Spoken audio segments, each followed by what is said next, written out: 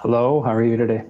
Great. So your talk has given me a little bit of heart palpitations when I visualize how to change a tire on a moving car. But Yeah, I guess, we're not technically doing that, but I think there's something to be said about that. The train, whatever the vehicle is that has to keep moving, how can we instrument change amidst that motion? Because certainly the ship can't stop moving. yeah, no, and it's a really good point. I wanted to start off by asking you, a challenge people often say is that they have no time to look ahead. They're always focused on the current deadline. How do you carve out that time in the landscape to look ahead? So I rely a lot on my product management partners who are typically always looking ahead. It's usually like the engineering teams that don't have breathing room to look ahead. And so generally, like when I start looking ahead with product management and sort of like future envisioning, I tend to pull in people who are sort of stuck in the now, who are really creative thinkers. They have different views on things, and so I like to bring them into that picture and help work with us to imagine what that future might be. That you find that when people have a little bit of breathing room, they actually can allow those creative juices to flow. Otherwise, they sort of get stuck in the here and now, and they never really get ahead. And I think like from a creative standpoint, when you get stuck that way, you get sort of caught in this. You get caught in this mode of thinking, and it's hard to get out of that. That's why they have these lateral thinking exercises, and I think those are good opportunities to just draw people into that space, give them opportunities and room to be creative, to give them space to actually think ahead. Yeah, no, it's a very good point. Thank you. And in your talk, you gave some examples of opportunities are arising. How do you keep up to date with all of that work happening all the time with teams? Yeah, across engineering teams, that's tough. So I go to several sprint exits because there's multiple teams that are delivering, just to sort of see like what are the latest things that they're working on. And usually when we're planning ahead, I think as I mentioned in our talk, like and working with the director of platform at Renaissance, we created this a radar, which allows us to look ahead and think about the things that we're looking towards, that we're looking ahead towards, and prioritizing those things. Yet at the same time, I have to sort of see what we're delivering now. And I think there's this level of persistence that we're looking ahead, and we have to sort of see the things going on around us to work towards connecting the dots. And I would say like the director of product is really good at saying, oh, hey, this team is working on this thing. This could be a springboard towards this other thing that we've been thinking about. And so I'll start reaching out to people and just connecting the dots. And it's very collaborative effort that way. But I think the key is always just being persistent and being aware. Yeah, no, great. And I guess around teams are often wary of it's just a little change, and the comments that they get asked to do, and that expose in complexity. How do you convince teams to take on board extra work as they would see it? One is I try to make it as clear and concise as possible so that they don't get too worried about the scope of what this change might mean. Plus, I think that's the most critical step, because if the more complicated it is and the more ambiguous it is, you're going to get a lot more resistance. Plus, I do try to tie in data that we know about, whether that's input from the sales team, whether there's input from support tickets that are coming in, and recognizing like this little thing, even though it seems so insignificant, like this could cover a lot of support cases that we've been getting from the past, as well as head off some of those support issues that we've been having in the future.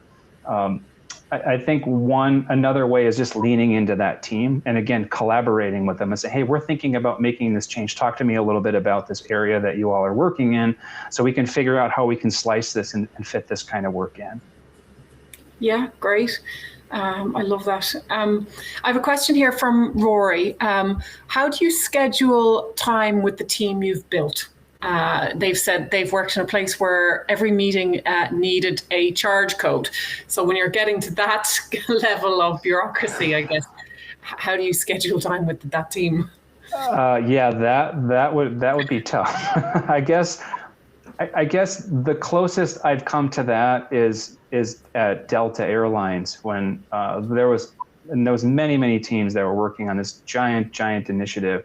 I would assume that I wasn't directly involved in the product management tasks of it, but I would assume they all had charge codes because all this sort of had to roll up to finance.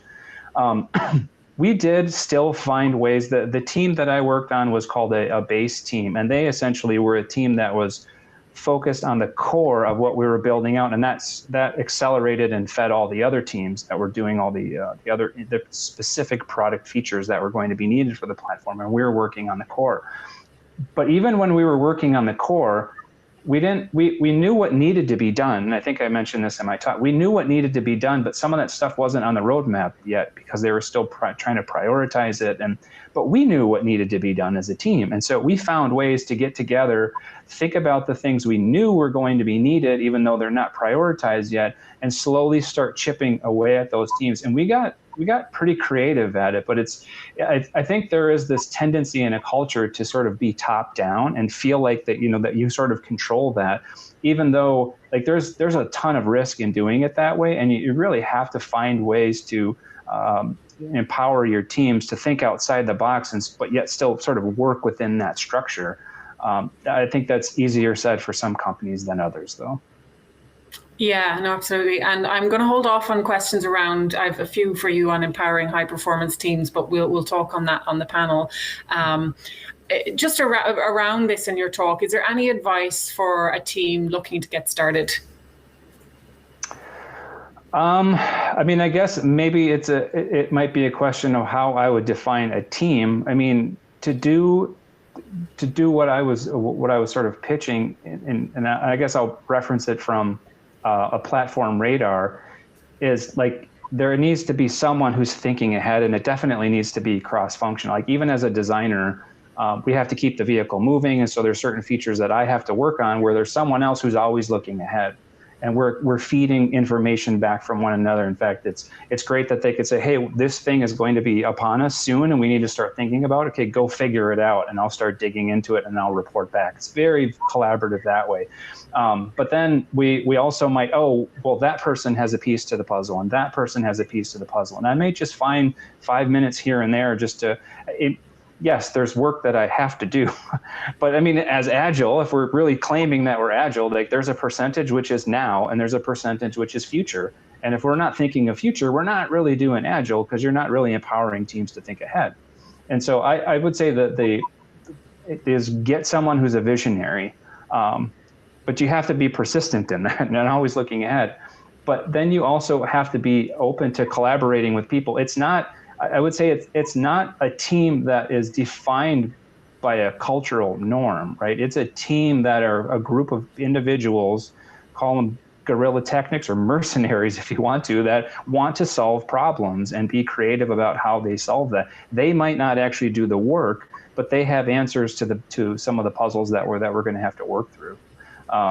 I guess I don't think I have any silver bullet for it other than just finding people who want to collaborate and who are willing to be lean in that process to always look ahead and start chipping away at that bigger picture. Yeah, I like it. Yeah, you kind of do both in tandem, and yeah, it's personality as well. It can be a little messy sometimes, yeah. Yeah. The idea that product teams work in this beautiful, perfect environment is a dream, I guess. There isn't a product team out there, Spotify or whoever it is that I know of that aren't striving. If you're too perfect, you're not doing enough, maybe. Mm-hmm.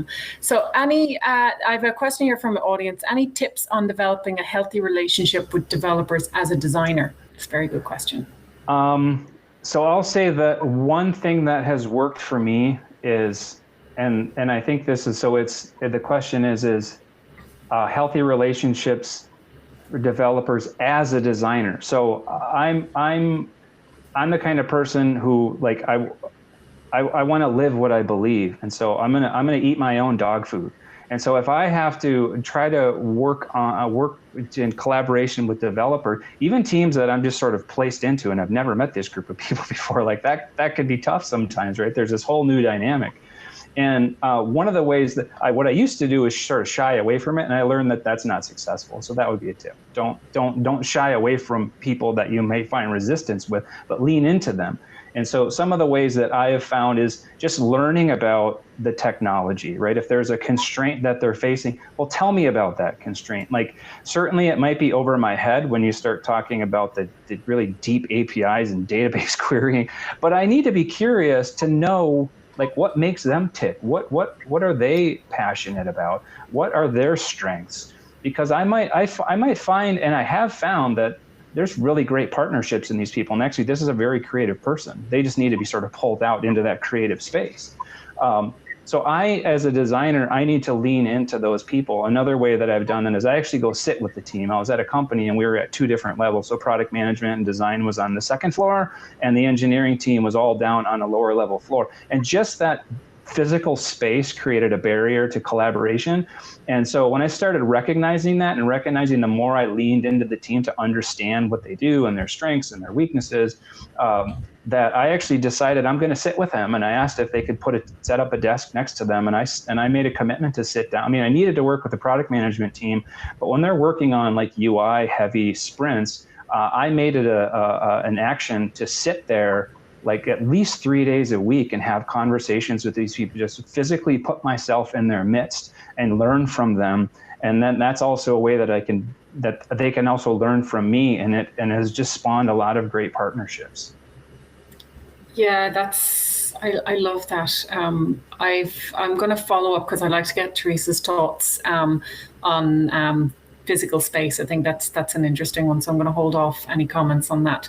But overall, I think it's a really good question around designers and developers and the relationship there. And a lot of people have a lot of cliches there.